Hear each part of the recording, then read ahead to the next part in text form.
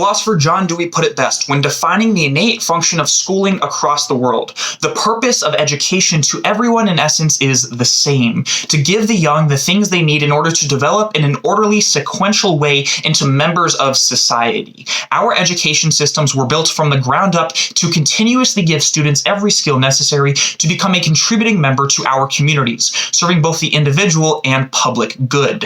It is that purpose that leads side government to require that classes moved online during a time of crisis be graded on a pass-fail system. In order to continue to support a functioning society, it is critical that even in situations of international emergency, the youth of the world is given every opportunity for a fair and practical education. The purpose of this debate is not to punish individuals who thrive in such situations, nor is it to provide an advantage to those who do not. This debate serves the purpose of protecting the future of our societies by ensuring that grades reflect an equal comparison of material understanding, regardless of the environment for which it was learned. First, for framing, we define the system of pass-fail as a binary system of grading based on your percentage mastery of a course, whereas letter grades are not utilized. Under this system, passing and failing grades will be determined based on the school's current grading policy. For example, if a school currently defines a C as passing, and that is the score you receive, your transcript will merely reflect that you passed the course. Secondly, we recognize that free societies in question oftentimes cannot regulate privatized education.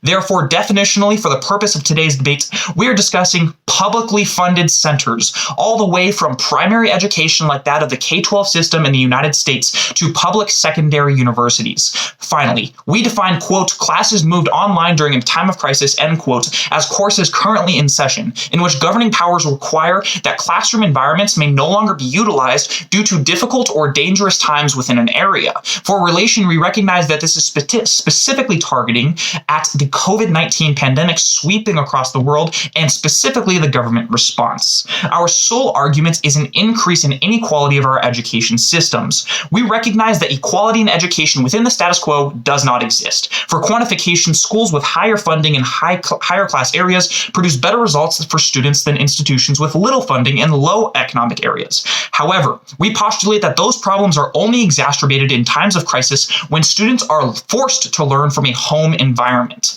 Firstly, resources that may have been previously issued by the school, such as libraries, computers, and counseling, are no longer available, especially for low-income households who do not have access to such resources for students. This extends inequality of education further than simply state, district, or city of the school attended, but more specifically the income of every household of the student within every single school. This can reflect negatively on the transcripts and make it more difficult for lower income students to pursue higher education and degrees, also reflecting negatively on the entire community. But secondly, many students simply learn better in classroom environments, and some may even learn better inside of online environments. It is the opinion of the proposition that no students should benefit or suffer from the emergence of a crisis when it comes to education. Instead, it is our goal to further the current difficulty of the status quo. A pass-fail system provides solvency by eliminating the possible deviations in percentages and grades based on income or learning style, by basing all testing on understanding of the material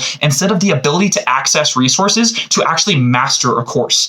In conclusion, times of crisis are few and far between on a global scale, but current events are evidence of the necessity to take action to support functioning societies throughout them. It is the burden of the opposition to prove that the magnitude in the status quo, that the equality of education can be upheld in times of crisis. Because this is undoubtedly false, we are forced to take action. So we urge you to propose.